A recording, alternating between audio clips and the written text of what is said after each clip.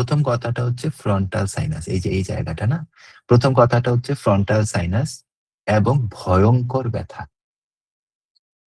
মানে ভয়ঙ্কর মানে হচ্ছে রোগী পাগল হয়ে যাচ্ছে, ঠিক আছে, এইটার মানে এই ব্যথা আর কি। দ্বিতীয়ত হচ্ছে যে সেপ্টাম যে আছে নাকের, এই সেপ্টামের পারফোরেট করে যাচ্ছে, সেপ্টাম নষ্ট হয়ে যাচ্ছে, ক্ষয় হয়ে যাচ্ছে, ধ্বংস হয়ে যাচ্ছে। এই সেপ্টামের পারফোরেশন হয়ে এই সেপ্টামের ইয়াগুলা নাকের ময়লা হিসাবে এগুলা বের হচ্ছে, ডিসচার্জ কি হচ্ছে, ঠিক হচ্ছে, আবার ওই যে গ্রিন, এবং যেহেতু সিফিলিটিক পচে যাচ্ছে, সুতরাং হচ্ছে কি অফেন্সিভ। আচ্ছা, রিকারেন্স কখন? রিকারেন্স হচ্ছে মানে ক্যালিয়ার্ড এটা রিকার করবে, টিউবারকুলোসিস আছে তো ভিতরে, এটা রিকার করবেই। মানে ড্যাম্পের সাথে একটু এক্সপোজার হবে আর ক্যালিয়ার্ড রিকার করবে, ড্যাম্পের সাথে একটু এক্সপোজার হবে, ক্যালিয়ার্ড রিকার করবে, এই বিষয়ে কোনো সন্দেহ রাখেন না আর কি। হ্যাঁ, তো এটা হচ্ছে আসেন আমরা রুব্রিকে যাই। রুব্রিক কম আছে, না রুব্রিক অনেক আছে, নাকের রুব্রিক তো অনেক বেশি হবে। সো ফোরাইজার রুব্রিক গুলা খুব ভালো করে দেখবেন। প্রথম কথা হচ্ছে এটা, ফোরাইজার রুব্রিক গুলা খুব ভালো করে দেখবেন। যেমন সিফিলিসের মধ্যে কোরাইজা কিনা, কোরাইজার সাথে যদি শরীরের জয়েন্ট পেইন থাকে তাহলে ক্যালিয়ায়োড অনেক ইম্পর্টেন্ট রেমেডি। কোরাইজা যদি আপনার চেঞ্জ অফ টেম্পারেচারে হয়, ক্যালিয়ায়োড অনেক ইম্পর্টেন্ট রেমেডি। সকালবেলা বাড়ে, ডে টাইমে বাড়ে, ডাম্প অ্যাগ্রাভেশনে বাড়ে।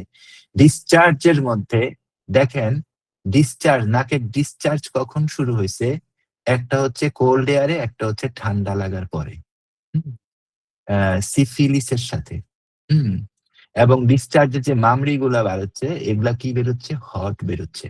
হ্যাঁ, সব দেখেন, ডিসচার্জ দেখেন, ডিসচার্জের ইম্পর্টেন্ট সবগুলো হচ্ছে গ্রিনিশ, খেয়াল করেন, সবগুলো হচ্ছে গ্রিনিশ, এই দেখেন সব হচ্ছে গ্রিনিশ, খেয়াল করেন এটা গ্রিনিশ না।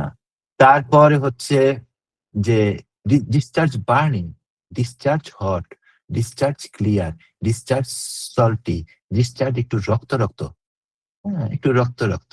হুম এবং এই রুগীটা যখন ঠান্ডা থেকে গরম রুমের মধ্যে ঢুকতেছে তখন তার নাক দিয়ে কি হচ্ছে, রক্ত পড়তেছে না? আচ্ছা, এরপরে রুট অফ দ্য নোজ এ কি হচ্ছে, কিরপির কিরপির করতেছে, ফর্মিকেশন হচ্ছে। হুম এরপরে সামনে আছে তো, হ্যাঁ, এরপরে হচ্ছে ওজিনার রুব্রিক গুলা দেখবেন, এটা খুবই ইম্পর্টেন্ট। গ্রামের রুগী পাবেন, স্পেশালি উত্তরবঙ্গে প্রচুর পরিমাণ সিফিলিসের এবং গনোরিয়ার রুগী পাওয়া যায়। আমি দক্ষিণবঙ্গের হিসাবটা জানি না, এই কারণে বলতে পারতেছি না, কিন্তু আমি দেখছি উত্তরবঙ্গে অনেক ভালো পরিমাণ পাওয়া যায় সিফিলিস এবং গনোরিয়ার রোগী। তো এইটা দেখবেন।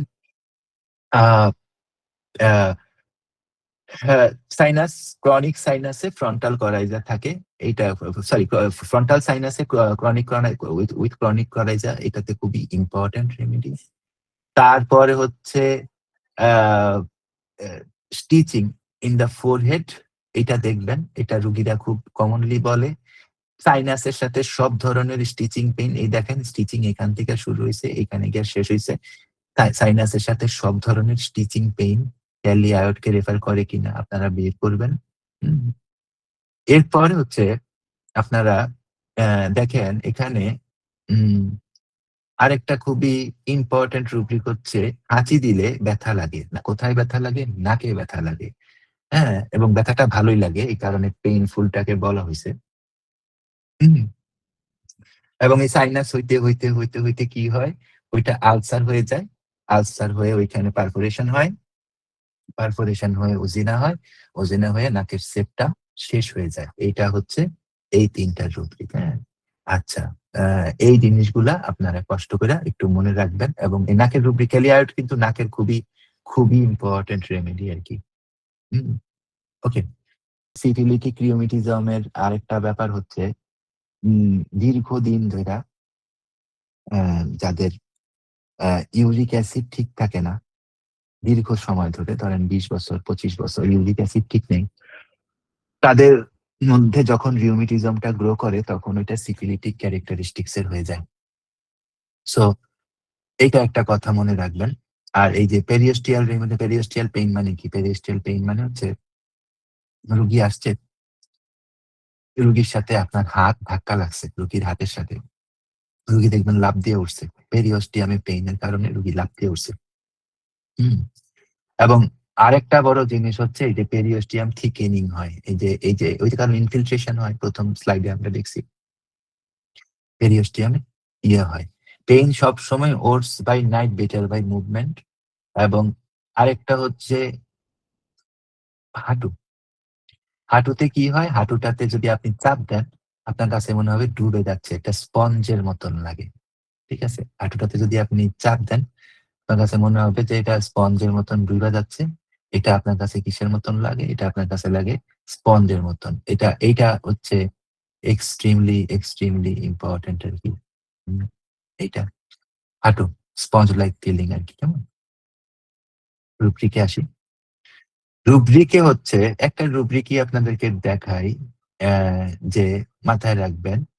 দেখেন, একটা রুব্রিক দেখেন, এটার গুরুত্ব বুঝতে চেষ্টা করেন আরকি, না? এই যে rheumatic pain, sunset to sunrise, ২ টা মাত্র remedy. Rheumatic pain, sunset to sunrise, ২ টা মাত্র রেমেডি। তাইলে আমরা যখন কেস টেকিং করব, তখন রিউমেটিক পেইন এর আ এই টাইমিংটা আমাদের একটু জানা দরকার। 2nd জিনিস হচ্ছে ক্লেঞ্চ হয়ে যায়। এই আঙ্গুল এরকম ভাবে ক্লেঞ্চ হয়ে যায়। আঙ্গুল এরকম ভাবে, এই যে আমার ভিডিও দিকে দেখেন, আঙ্গুল এরকম ভাবে ক্লেঞ্চ হয়ে যায়, এরকম ভাবে ক্লেঞ্চ হয়ে যায়। আঙ্গুল উঠানো যায় না, আঙ্গুল সোজা করা যায় না, না? Clenching fingers, rheumatic complain in kali iod single remedy, না? হুম, আচ্ছা। আরেকটা হচ্ছে rheumatic pain with ankylosing spondylitis. তো আমরা অ্যানকোলাইজিং স্পন্ডিলাইটিস এর প্রচুর রোগী পাই। কথায়, কথায়। কারণ যারা মোটরসাইকেল চালায় তাদের সবারই অ্যানকোলাইজিং স্পন্ডিলাইসিস হবে। যারা মোটরসাইকেল চালায়, যারা এরকম উপুড় হইয়া কাজ করে, হ্যাঁ? যাদের প্রেশার ব্যাকের উপরে পড়ে, যারা বস্তা মাথায় নেয়, এদের কি হবে? অ্যানকোলাইসিস হবে। কারণ হচ্ছে এরা ভিটামিন ডি পায় না, এদের ক্যালসিয়াম ঠিক থাকে না, এদের মায়াজমের প্রভাব ঠিক থাকে না। আর গ্রামের মানুষ, শহরের মানুষ ডাক্তার কি দেখাবে? এরা তো আরো বড় ডাক্তার, এরা তো গুগল ডাক্তার। গুগল তো সব জানে। তাইলে ডিগ্রি পাওয়া ডাক্তারের থেকে এরা তো বড় ডাক্তার। So ankylosing spondylosis with rheumatic pain, single remedy, specific remedy, টেলিআয়োড আরকি। হুম। Rheumatic pain of the chest chronic, তার মানে কি? আপনাকে কি বলতেছে? এই রুব্রিকটা আপনাকে কি বলতেছে? যে চেস্টের রিউমেটিক পেইনে যখন রেনানকিউলাস বুলবোসাস এর মতন রেমেডি ফেইল করে, তুমি টেলিআয়োড এর দিকে দেখো আরকি। হ্যাঁ?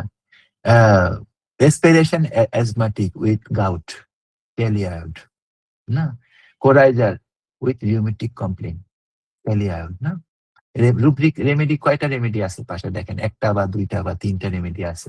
তাহলে বুঝেন কত ডিপ, ডিপ জায়গায় এই রেমেডিটা বইসা আছে।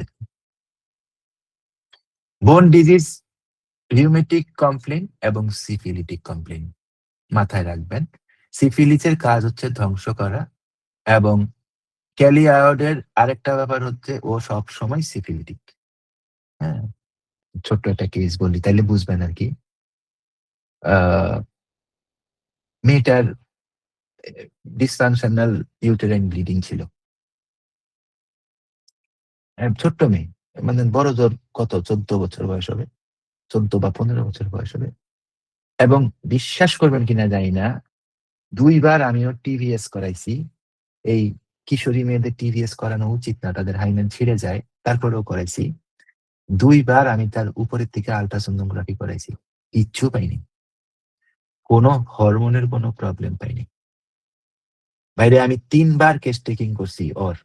কারণ আমি কেস আমি মানে ঘুমাইতে পারি না। আমার সমস্যা হচ্ছে, আমার কোন কেস মানে আনরিজলভড থাকলে আমার ঘুম ঠিক মতো হয় না।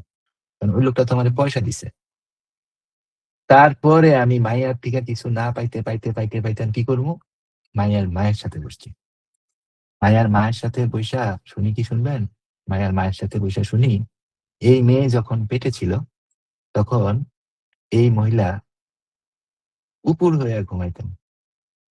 এটা ছিল কেসের একটা ইনফরমেশন। এর উপরে আমি এই মেয়েটাকে মেডোরিনাম দিছিলাম। এবং মেডোরিনামও খুব লো ডোজে দিছি। মেডোরিনাম 200 উইকলি 1 ডোজ রাত্রেবেলা। ৬ টা ডোজ দেওয়ার পরে এই ইউটেরাইন ব্লিডিং ২০২২ সালে বন্ধ হইছে। মেয়ে এখন পর্যন্ত নরমাল। সো যতক্ষণ পর্যন্ত একটা রোগী, একটা ডাক্তার বলবে যে এই মায়াজম নিয়ে কোনো কথা বলবে, মায়াজমরে ছোট করবে, বুঝবেন যে ওইটা তত খারাপ ডাক্তার। এটা যদি আমিও বলি। কারণ মায়াজম ছাড়া আপনি কিছু করতে পারবেন না। মায়াজম ছাড়া আপনি ক্যান্সারের ব্যাখ্যা করতে পারবেন না। মায়াজম ছাড়া আপনি ব্লাড প্রেশারের ব্যাখ্যা করতে পারবেন না। মায়াজম ছাড়া আপনি কেন লম্বা, আমি কেন বাইকটা ব্যাখ্যা করতে পারবেন না। মায়াজম ছাড়া আমি কেন না খাইয়া মোটা হয়ে যাইতেছি ব্যাখ্যা করতে পারবেন না। মায়াজম ছাড়া আপনার কেন স্পন্ডিলোসিস হইছে ব্যাখ্যা করতে পারবেন না। So very important you know the miasms. Very, very important. So ১ম কথা হচ্ছে এই বোন পেইন এবং আলসারেশন এটা কম্বিনেশন হয়, সাধারণত কম্বিনেশন হয়। এই কারণে বিচিত্র, বিচিত্র আপনারা ব্যাপার দেখবেন আরকি। আমি কয়েকটা জিনিস দেখাই সিফিলিসে ক্যালিয়ায়েডের প্রভাবটা কি। ক্যালিয়ায়েড আমি আপনাদের সাথে যখন আরো ক্লাস করব তখন আমি আরো গভীরভাবে পড়াবো। আপনি শুধু জাস্ট জাইনা রাখেন যে মানে কিছু রোগী যাতে আপনি সামলাইতে পারেন। সব রোগী পারবেন না। কারণ আপনাকে তো সিফিলিস না একদম অত্যন্ত ভালো করে বুঝতে হবে। যেমন দেখেন ডিমেনশিয়া ইন সিফিলিস। আমি খালি ইংরেজিতে বলতেছি। আপনি বুঝেন, গুরুত্বটা বুঝেন। Dementia in syphilis. হ্যাঁ? ডিপ্লোপিয়া ডাবল ভিশন আরকি। Diplopia in syphilis. Syphilitic affection with sinus. তামসাটা দেখেন। রেমেডির সংখ্যা দেখেন। সবকিছু তো আপনাদের সামনে ওপেন। ফেস পেইন সিফিলিটিক মানে রাত্রে বেলা হয়। হুম? Face ulcer syphilitic. Super grade. হুম? Inflammation syphilitic. Tonsil syphilitic. বুঝছেন কিন্তু ব্রাইট ডিজিজ ঠিক আছে? With gout syphilitic. Bright disease albuminous nephritis in syphilis. হ্যাঁ? কিডনি রোগীর সিফিলিস হইলে। Male testis syphilitic. Ulcer scrotum syphilitic. Ulcer heart syphilitic. Abortion in syphilis. কি বুঝলেন? আরো দেখেন syphilitic inflammation in lung, aneurysm in heart, inflammation of syphilitic spinal cord. কি মনে হয় আপনার? কি remedy? Copper type inflammation, orange type inflammation, হ্যাঁ, roseola type inflammation, vesicular inflammation সব কি সিফিলিটিক। খেয়াল করেন সব হচ্ছে কি সিফিলিটিক।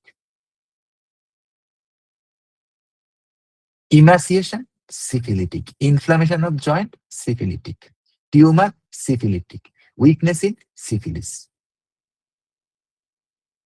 একটা রোগীর ক্যান্সার হয়েছে তার আগে টিউবারকুলোসিস বা সিফিলিস ছিল।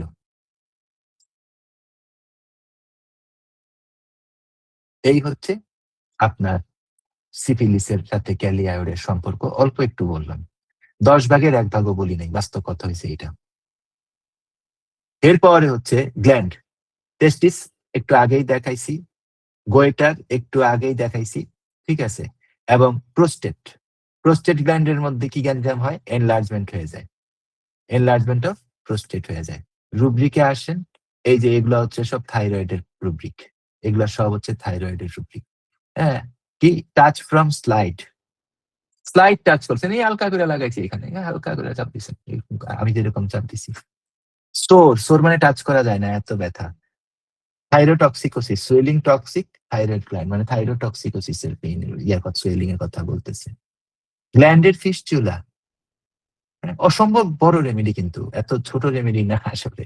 হ্যাঁ, যেটা আপনারা মনে করতেছেন। এ কারণে সময় বেশি লাগতেছে। স্যালিভারি গ্ল্যান্ডের আলসার।